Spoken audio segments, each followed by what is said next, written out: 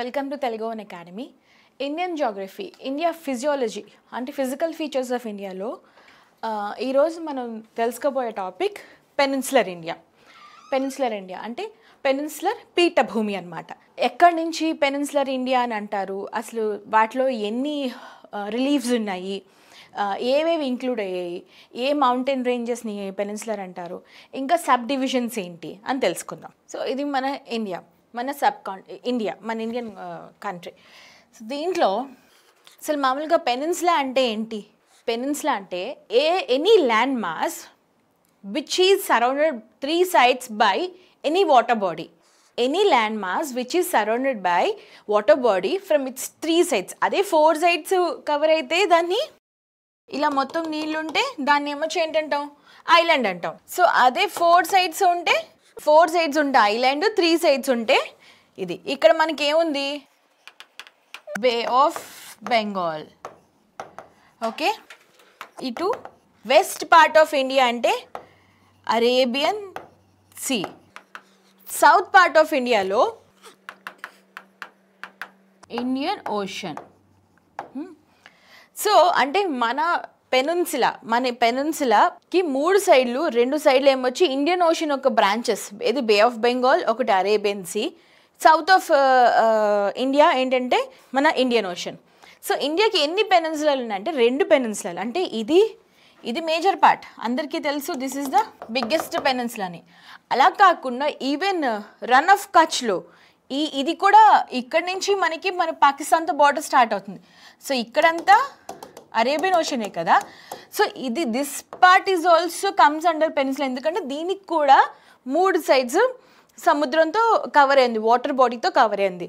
So ఇది run of Kutch కదా, run of Kutch. So ఇది ఏంటంటే ఇది గల్ఫ్ ఆఫ్ ఖంబట్. సో ఇది కూడా 3 sides కవర్ అయింది కాబట్టి గల్ఫ్ ఆఫ్ ఖంబట్.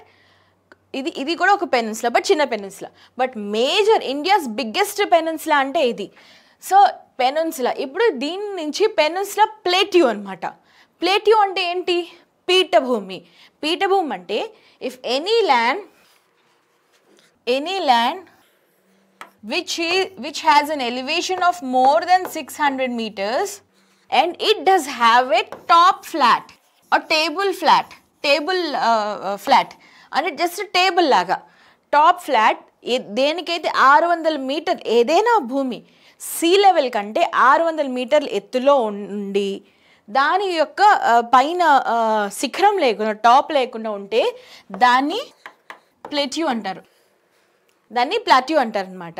సో మన ఇండియాకి వస్తే, సో ఇండియాలో పెనిన్సులర్ ప్లేట్యూ అంటే ఈ పెనిన్సులా నుంచి ఉండే పీఠభూమి అనమాట. ఈ పెనిన్సులా భాగంలో కవర్ అయిన పీఠభూమి, ఈ పెనిన్సులా భాగంలో స్థిరపడిన పీఠభూమి. అది ఎంత ఉందంటే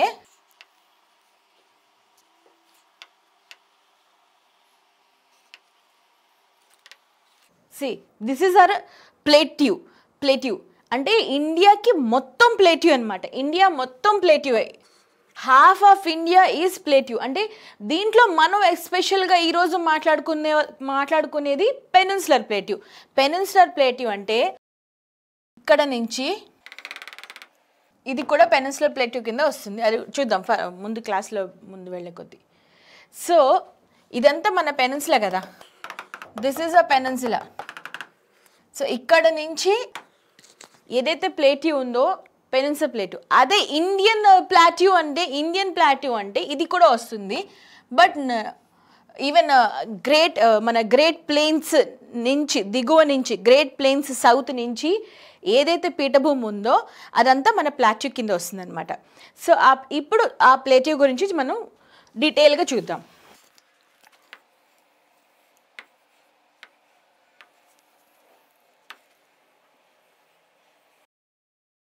ఇది మన India map. More or less మన ప్లేట్యూస్ని సబ్డివైడ్ చేసుకుంటే ఈ మోర్ ఆర్ లెస్ ఇలాగే వస్తాయి మనకి.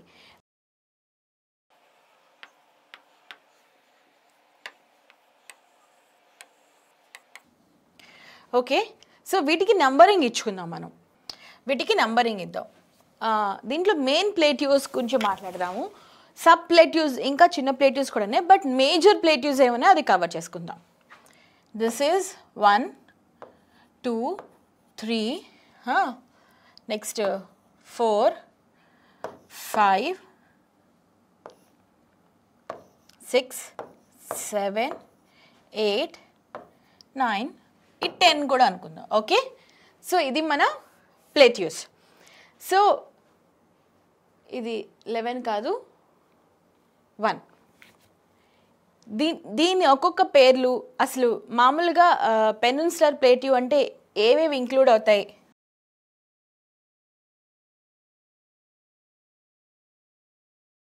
పెనిన్సులర్ ప్లేట్యూలోని యాక్చువల్గా పెనిన్సులర్ ప్లేట్యూ అసలు ఎలా ఫామ్ అయిందంటే India like earth Gondwana land and Angara land అంటే సూపర్ కాంటినెంట్ పాంజియా షేప్లో ఉండేటప్పుడు, సో ఇది గోండ్వానా ల్యాండ్, ఇది అంగారా.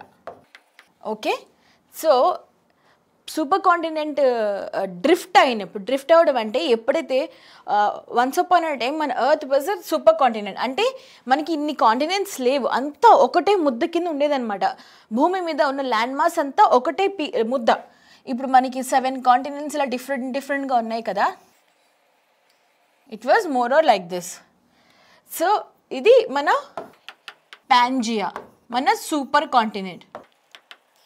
సో ఈ టైంలో ఏమైందంటే కాంటినెంటల్ డ్రిఫ్ట్ థియరీ అంటే మన ప్లేట్ టెక్టానిక్స్ థియరీ. మనకు అందరికీ తెలుసు మన ఎర్త్ ల్యాండ్ మాస్ క్రస్ట్ కిందన కొన్ని ప్లేట్స్ ఉన్నాయి, ఆ ప్లేట్స్ కాన్స్టెంట్గా కంటిన్యూస్గా కదులుతున్నాయని. సో ఇలాంటి టైంలో ఏమైందంటే ఇక్కడ ఇది మన ఇండియా పార్ట్ అనుకోండి, దిస్ ఈజ్ అవర్ ఇండియా అనుకోండి. ఇది ఇండియా ఏమైంది, కాంటినెంట్స్ అన్నీ విడిపోవడం, చీలిపోవడం మొదలుపెట్టాయి అనమాట. అంటే కింద ప్లేట్స్ డైవర్జ్ అవుతున్నప్పుడు పైన ఉన్న ఆ లిథోస్పియర్, ఆ క్రస్ట్ పైన ఉన్న కాంటినెంట్స్ ఏవైతే ఉన్నాయో అవన్నీ చీలిపోవడం మొదలుపెట్టాయి. అంటే ఇది ఇక్కడికి ఇలా బ్రేక్ అయిపోయింది, సో ఇది ఇక్కడికి ఇలా బ్రేక్ అయిపోయింది, అంటే కిందన ఎన్ని ప్లేట్స్ ఉన్నాయో దాని ప్రకారం అన్నీ చీలిపోవడం మొదలుపెట్టాయి. చీలిపోయి ఇప్పుడు ఇమాజిన్ చేయండి, వాటర్ పైన మనం ఒక పేపర్ వేస్తే, ఒక ఏదైనా చిన్న షీట్ లాంటిది వేస్తే, ఒకటే పెద్దది వేస్తే అది కంటిన్యూస్గా వెళ్తుంది ఒకటే చోటికి. అలా కాకుండా ఆ షీట్ని మనం చింపేసి ముక్కలు వేస్తే ఒకటొక చోట అంటే కిందన ఆ వాటర్ మూమెంట్ బట్టి అవి రకరకాల ప్లేస్లో సెటిల్ అవుతాయి. సో అలాగే కిందన మన ప్లేట్స్ మూమెంట్ బట్టి కాంటినెంట్స్ అని చీలి డ్రిఫ్ట్ అవడం మొదలుపెట్టాయి అనమాట. అంటే చాలా స్లో ప్రాసెస్. ఈ ప్రాసెస్ అయితే జరిగింది కానీ but it's a very slow process. అంటే పర్ ఇయర్ 15 millimeters మాత్రం కదిలేవన్నమాట అవి. అంటే సంవత్సరానికి 15 millimeters అంటే ఎంత చిన్న మూమెంట్స్, వెరీ స్లైట్ మూమెంట్స్. కానీ ఇది అరౌండ్ 2400 million years ago ఆ టైంలో జరిగింది. సో అప్పుడు ఏమైందంటే మన ఇండియా ఏమైంది, ఇక్కడ నుంచి ఇది గోండ్వానా ల్యాండ్ అంటే సదర్న్ పార్ట్లో ఉండే దీన్ని ఎర్త్కి సదర్న్ పార్ట్లో Gondwana land, northern పార్ట్లోని Angara land అంటారు. సో సదర్న్ పార్ట్లోని మన ఇండియా ఒక ద్వీపం, సూపర్ పాంజియా లాగా ఉండేది అనమాట. ఆ సూపర్ పాంజియాలో అన్నీ కలిసి ఉండేవి. సో అప్పుడు తర్వాత ఏమైందంటే మన ఇండియా ఇక్కడి నుంచి చీలి ఫస్ట్ నార్త్కి, తర్వాత నార్త్ ఈస్ట్కి సెటిల్ అవ్వడం మొదలుపెట్టింది. అంటే కింద నుంచి ఇక్కడ ఉండే మన భారతదేశం ఇక్కడి నుంచి ట్రావెల్ చేసి అలాగా పైకి ఇప్పుడు మన భూమి మీద, మన వరల్డ్ మ్యాప్ మీద, మన గ్లోబ్ మీద ఇప్పుడు ప్రెజెంట్ మన ఏ పొజిషన్లో ఉందో ఆ పొజిషన్కి రావడం మొదలుపెట్టింది. సో ఆ పొజిషన్కి రావడం వచ్చిన తర్వాత ఈ చీలినప్పుడు ఏమైందంటే ఇండియా మోర్ ఆర్ లెస్ ఒక కోన్ షేప్, ఒక ice cream cone or tilted inverted triangle షేప్లో అది చీలి అలాగా ఇప్పుడున్న పొజిషన్లో సెటిల్ అవ్వడం మొదలుపెట్టింది. సో మన ఇది ఇలా పైకి వచ్చి సెటిల్ అయిన తర్వాత ఇక్కడ ఏమైందంటే ఇది ఇండియన్ ప్లేట్, పైనుంచి యురేషియన్ ప్లేట్, ఈ రెండు కన్వర్జ్ అవ్వడం మొదలుపెట్టాయి. కన్వర్జ్ అవ్వడం మొదలుపెట్టినప్పుడు ఏమైంది, ఈ రెండు దగ్గరికి వచ్చేసరికల్లా నెక్స్ట్ పొజిషన్లో ఇది ఇలా అయిపోయింది, ఇది ఇలా వచ్చింది. సో మీకు తెలుసు రెండు ప్లేస్ కన్వర్జ్ అయితే ఏంటవుతుంది, ఐదర్ దిస్ ఒకటి సబ్డక్ట్ అవుతుంది, ఇంకొకటి అలా సబ్మర్జ్ అవుతుంది, లేకపోతే రెండు క్లాష్ అయ్యి పైన ఒక ఫోల్డ్ మౌంటైన్స్లో వస్తాయి. సో ఇప్పుడు మన ప్లేట్లో మన సీన్లో సినారియోలో ఏమైందంటే ఇండియన్ ప్లేట్ యురేషియన్ ప్లేట్ కింద సబ్మర్జ్ అయిపోయింది. ఏదైనా ఒక ల్యాండ్ మాస్, ఒక ఏదైనా వస్తువు, ఇప్పుడు రెండు కేక్ పీసెస్ తీసుకోండి, రెండు కేక్ పీసెస్ తీసుకుని కొంచెం గట్టిగా రెండింటిని కలపండి, అవి కలవు. ఒకటి ఏంటవుతుంది, కొంచెం ఎక్కువ బలం పెడితే ఒకటి కిందకి వెళ్ళిపోతుంది, కిందకి వెళ్ళిపోయి ఈ రెండింటి మధ్యన ఒక కొత్త ఫార్మేషన్ తయారవుతుంది అనమాట. మీకు ఆ స్క్వేర్లోనో రెక్టాంగిల్లోనో ఉండవు. సో కొత్త ఫార్మేషన్ ఏదో ఇంత ముద్దలాగా దీనిలాగా పైకి వస్తుంది కొత్తది. సో అలాగ వచ్చినవి మన హిమాలయాస్. ఇక్కడ ఒక తెతీస్ అని సముద్రం ఉండేది, ఇది తెతీస్ సీ ఉండేది. సో దీన్ని ఆ తెతీస్ సీ లో నీళ్ళన్నీ డిపాజిట్స్ అన్నీ ఇదైపోయి ఈ రెండు కాంటినెంట్స్ కొలైడ్ అయ్యేటప్పుడు ఇక్కడ మనకి ఫామ్ అయినవి హిమాలయాస్. సో హిమాలయాస్ ఇక్కడ ఫామ్ అయింది మనకి గ్రేట్ నార్దర్న్ ప్లేన్స్. హిమాలయస్ ఫుటిల్స్లో వచ్చింది మనకి గ్రేట్ నార్దర్న్ ప్లేన్స్. సో ఇవి కొత్త ఫార్మేషన్స్. ఈ రెండు youngest land forms of India అంటే నార్దర్న్ ప్లేన్స్, హిమాలయాస్ చాలా యంగ్ ఫోల్డ్ మౌంటైన్స్ తెలుసు మనకి.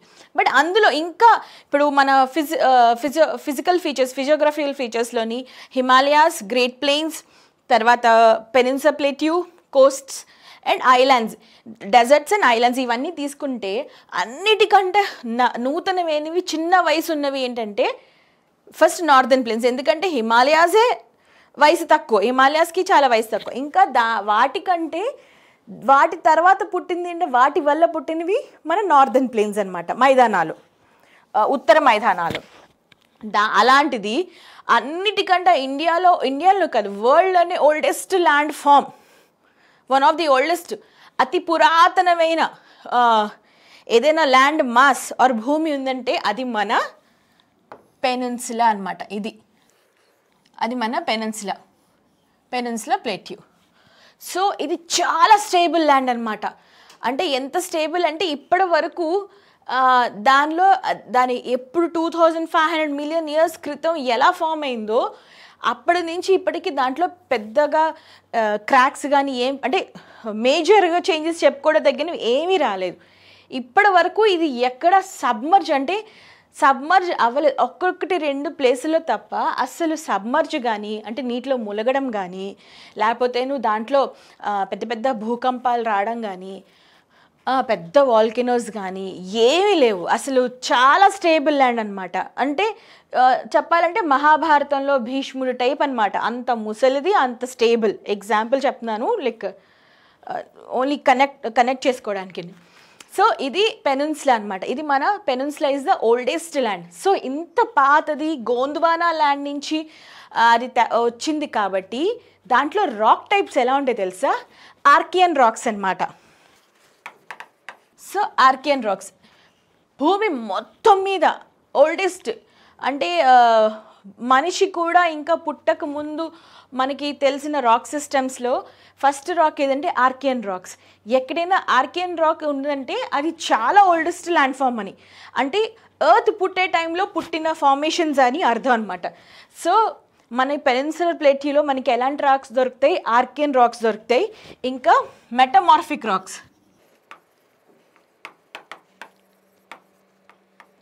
పెనిన్సులా ప్లేట్ తయారైంది ఆర్కియన్ రాక్స్తోని, ఇంకా మెటమార్ఫిక్ రాక్స్. మెటమార్ఫిక్ రాక్స్ అంటే ఈ కాలపరమైన లైక్ కాలాంతరంలో వెదరింగ్ వల్ల, ఎరోజన్ వల్ల, డెనోడేషన్ వల్ల ఈ రకరకాల వాతావరణాలు అంటే నీరు, గాలి, నిప్పు వీటన్నిటి వల్ల ఎఫెక్ట్ అయ్యి మార్పు చెందిన ఏదో ఒక రాయి ఉంటే దాన్ని మెటమార్ఫిక్ రాక్ అంటారు. సో ఇది oldest land form, very stable. ఇప్పటివరకు అది ఎక్కడ అంటే సబ్డక్ట్ అనేది అసలు చాలా తక్కువైంది, అంటే సీ లెవెల్ పెరిగిపోయి అది మునిగిపోవడం అలా లేదు.